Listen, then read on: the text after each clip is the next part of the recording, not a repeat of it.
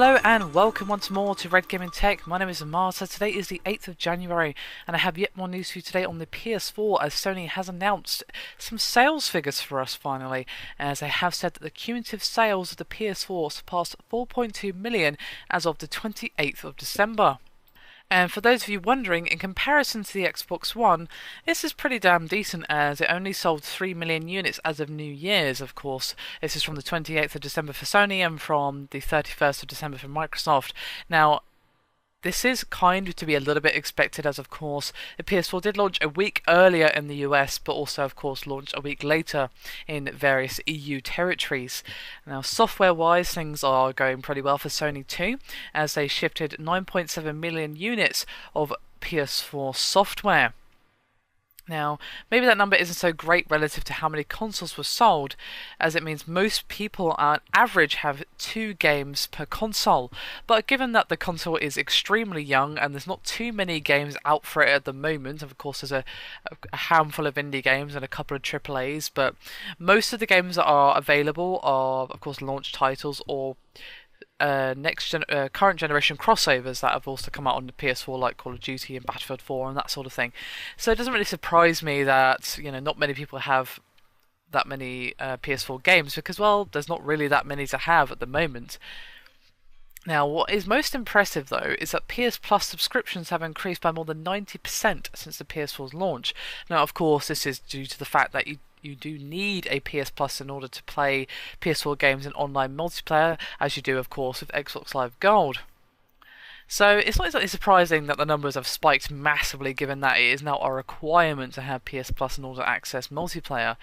Now, Sony also revealed that people are rather liking their streaming services as well, with more than 1.7 million gameplay broadcasts streamed from the console, which totals at about 55 million minutes.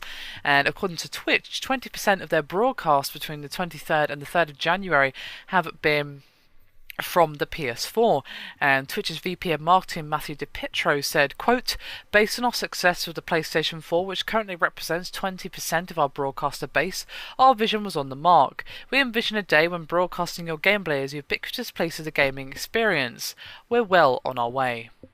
So there you have it. It seems that the reports were correct and that the PS4 at this time in the console race does have a lead in the sales. Now, of course, Xbox One is still only out in limited territories, so given that PS4 is available in many more places than the Xbox One, it does kind of make that gap between the two not seem as bad, because, well, when the Xbox One eventually releases in the territories that it hasn't yet come out in, then, of course, those sales are going to go up and will probably make up some of the space between the PS4 and the Xbox One. So that's just the stage we're at now. We're sort of end of stage 1 of the race, sort of lap 1 has been done, but this is a long race with years and years ahead of us. So we won't really know who the true winner is, if there ever can be a winner, until quite some time, but we can safely say that the winner of the launch window is Sony, but I imagine the Xbox One is going to catch up pretty damn quickly, especially as it becomes available in more and more countries. I think it's pretty damn impressive that they've sold as many as they have, given the limited availability outside of certain areas.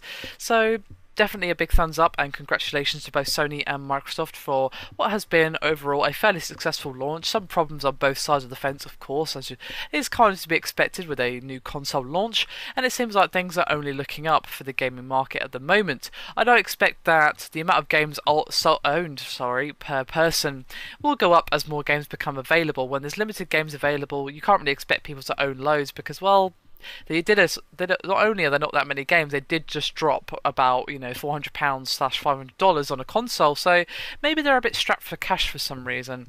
Anyway, that is me done for this video. Hope you've enjoyed it. Thank you very much for watching, and I'll see you next time.